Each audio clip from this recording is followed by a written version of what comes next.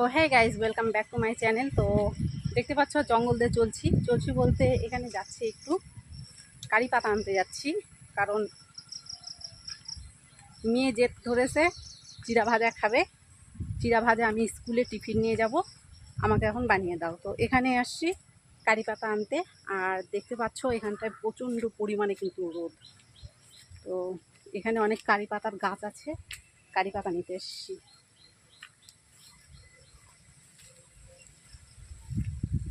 তো এই যে দেখো এখানে অনেক কারি পাতা আছে।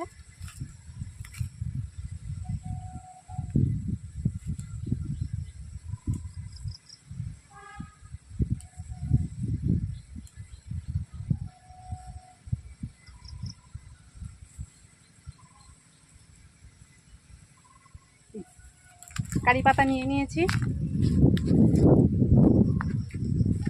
এখন সোজা বাড়িতে চলে যাব। বাড়িতে গিয়ে চিড়া ভাজাটা করব, আর চিড়া ভাজাটা তোমাদের সাথে শেয়ার করব।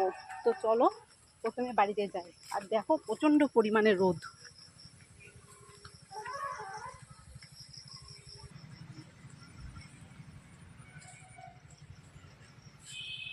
দেখো এখানে কারি পাতাগুলো আমি ছাড়িয়ে নিয়েছি। প্রথমে কারি পাতাগুলো ভেজে নেব।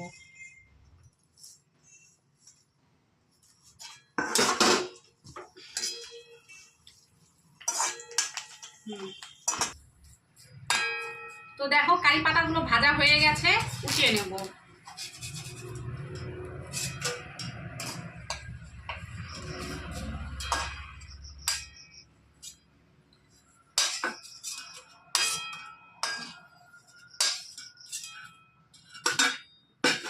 এবারে এখানে আছে বাদাম, বাদামগুলো ভেজে নেব।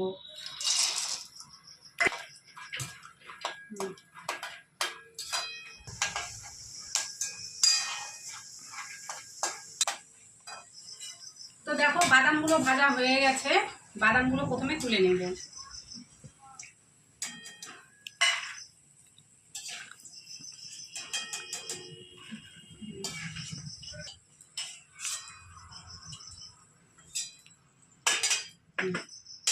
তো এবার যে তেলটা আছে তেলটাকে ঢেলে নেব।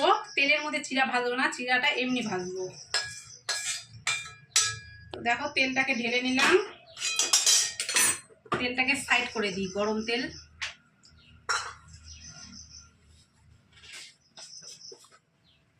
এবার চিড়াটা ভাজবো।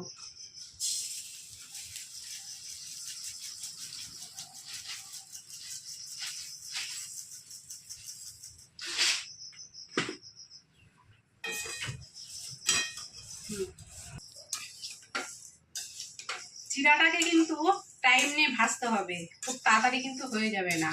একটু টাইম নিয়ে ভাজতে হবে, তবেই দেখবে মুচমুচে হবে।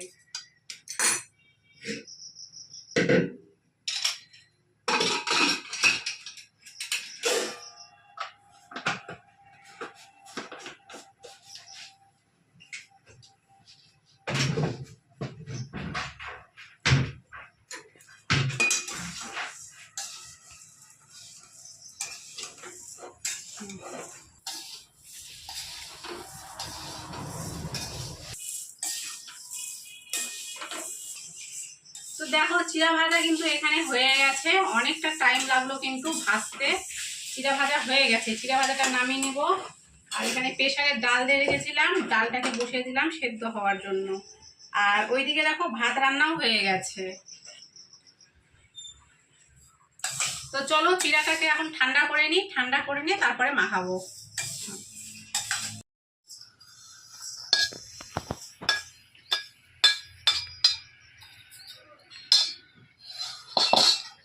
তো চিড়াগুলো দিয়ে দিলাম, এই যে বাদাম, বাদামগুলো দিয়ে দিলাম। আর কারি পাতাগুলো একটু হাত দিয়ে ভেঙে দেবো।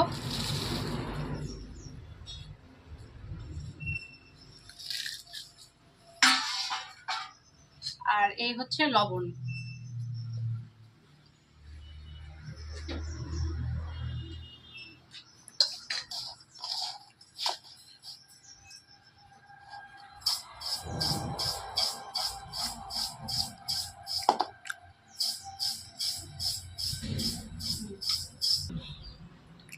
তো চিড়া ভাজা তো হয়ে গেল, এই যে দেখো।